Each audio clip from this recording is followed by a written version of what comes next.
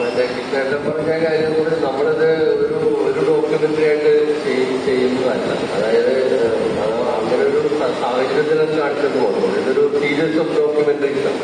ഒരു 5 എപ്പിസോഡായിട്ട് ജനറൽ പ്രസ്ഥാനത്തിന്റെ total history 67 മുതൽ 80s വരെയുള്ള CPM പ്രസ്ഥാനത്തിന്റെ അതിന്റെ ഒരു ടോട്ടൽ ചരിത്രമാണ് നമ്മൾ ഉദ്ദേശിക്കുന്നത്. അപ്പൊ അതുകൊണ്ട് ഞാൻ മറ്റൊക്കെ ഷൂട്ട് ചെയ്ത് കഴിഞ്ഞു, അത് ചെയ്ത് കഴിഞ്ഞു. കോങ്ങാട് നമ്മുടെ എണ്ണച്ചാവണിയിലൊക്കെ ഇതില് നമ്മളിപ്പോ പറഞ്ഞ ഇതിന്റെ മറ്റൊരു സുഹൃത്ത് പറഞ്ഞ പോലെ ചരിത്രമാണ്. നമ്മളിപ്പോ ഇതിന്റെ പ്രസക്തിയോ അപ്രസക്തിയോ അല്ല. ഇപ്പൊ ഞാൻ അതിൽ വന്ന ആളുകൾ BJPയുടെ ആളുകൾ വരെ ഇപ്പോ ആ ഒരു പൊളിറ്റിക്സ് നിൽക്കുന്നത്. അതുകൊണ്ട് അവരെ നമുക്ക് ഒഴിവാക്കാൻ പറ്റും. ഒരു ചരിത്രഘട്ടത്തിൽ മനുഷ്യൻ ഏർപ്പെടുന്ന കാര്യങ്ങളാണ്. അപ്പൊ അതിനെ സത്യസന്ധമായിട്ട് കാണിക്കുക എന്നുള്ളതാണ് നമ്മളൊരു ഡോക്യുമെന്ററി ഞാൻ മനസ്സിലാക്കുന്നത്. ചരിത്രത്തെ നമ്മൾ കാണിക്കേണ്ട എന്ന് പറഞ്ഞാൽ അപ്പൊ അതൊരു പൊളിറ്റിക്സ് ഉണ്ടല്ലോ.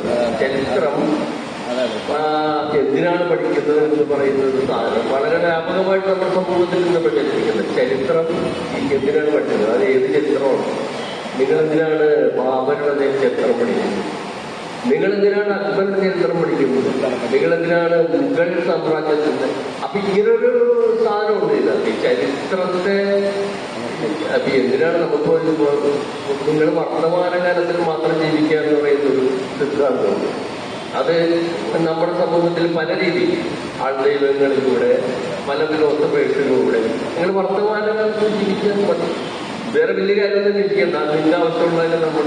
അപ്പൊ ആ ഒരു സാധനം ആണ് അതിൻ്റെ ഒരു പ്രശ്നം. ചരിത്രത്തെ ഒരിക്കലും നമുക്ക് ചരിത്രം എന്ന് പറയുന്നത് മനുഷ്യനായതുകൊണ്ട് നമുക്ക് ചരിത്രത്തെ, അല്ലെങ്കിൽ നമുക്ക് പട്ടിക്കും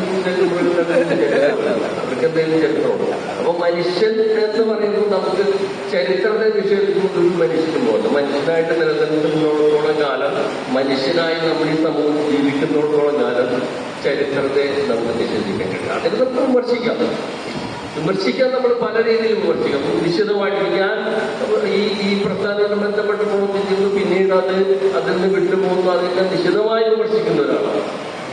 അത് വിമർശിക്കാം, പക്ഷേ ചരിത്രം നിഷേധിക്കാൻ പറ്റില്ല. അതൊരു ചരിത്രമാണ്. അപ്പൊ ചരിത്രത്തെ സത്യസന്ധമായി രേഖപ്പെടുത്തുക എന്നുള്ള രീതിയിലുള്ള ഒരു പരിശ്രമം മാത്രമാണത്. അത് പ്രത്യേകിച്ച് ML പ്രസ്ഥാനമായിട്ട് ബന്ധപ്പെട്ടുകൊണ്ട് ആ ഒരു പ്രശ്നമുണ്ട്. അത് കാരണം അതിനെ സത്യസന്ധമായിട്ട് അല്ല അതേ രേഖപ്പെടുത്തുന്ന കുറെ പല പുസ്തകങ്ങളുണ്ട്. ഞാനിപ്പോൾ ഇതിന് വേണ്ടിയിട്ട് ഒത്തിരി ഏതാണ്ട് 12-15 പുസ്തകങ്ങൾ ഞാൻ റെഫർ ചെയ്തിട്ടുണ്ട്. ഒത്തിരി ആൾക്കാരൊക്കെ ചിലപ്പോൾ ഈ ഒരു എപ്പിസോഡിന് വേണ്ടിയിട്ടല്ല, അതല്ല നമ്മളിപ്പോ ആ മൊത്തത്തിൽ ഏതാണ്ട് 2-3 വർഷക്കാലമായിട്ട് ഞാൻ അതിന് വേണ്ടിയിട്ടാണ്. അപ്പൊ അത് ഒത്തിരി ആൾക്കാരൊക്കെ ഒത്തിരി പുസ്തകങ്ങൾ വായിക്കും. അപ്പൊ അതാണ്. അപ്പൊ അതില് ആ ഒരു സംഭവമാണ് ഇതിന്റെ ഒരു പ്രശ്നം. അപ്പൊ ചരിത്രത്തെ സത്യസന്ധമായിട്ട് പരമാവധി ML പ്രസ്ഥാനത്തിന് ഒരു കുഴപ്പമുള്ളതെന്ന് വെച്ചാൽ അതിന്റെ ചരിത്രം മറ്റു പ്രസ്ഥാനങ്ങളെ പോലെ ഓരോരുത്തരും അവർക്ക് തോന്നിയ പോലെ പറയുന്ന രീതി ഉണ്ടായിട്ടുണ്ട്. പലരും പല രീതിയിൽ ഒരേ കാലഘട്ടത്തിൽ ജീവിച്ചിരുന്ന ആൾക്കാർ തന്നെ പരസ്പര വിരുദ്ധമായിട്ടുള്ള സംസാരിക്കുന്ന രീതി ഉണ്ടായിട്ടുണ്ട്. അപ്പൊ ഇത് വലിയ പാടുള്ള പരിപാടിയാണ്. ഇതിൽ നിന്ന് സത്യത്തെ വേർതിരിച്ചെടുക്കുക എന്ന് പറയുന്നത് ആ കുറച്ച് പണിയുള്ള കാര്യം. എന്താണ് സത്യം? ഒരു ഇൻസിഡന്റിൽ പങ്കെടുത്ത 2 പേര് 2 പരസ്പര വിരുദ്ധമായിട്ട് നമ്മൾ എന്ത് ചെയ്യും?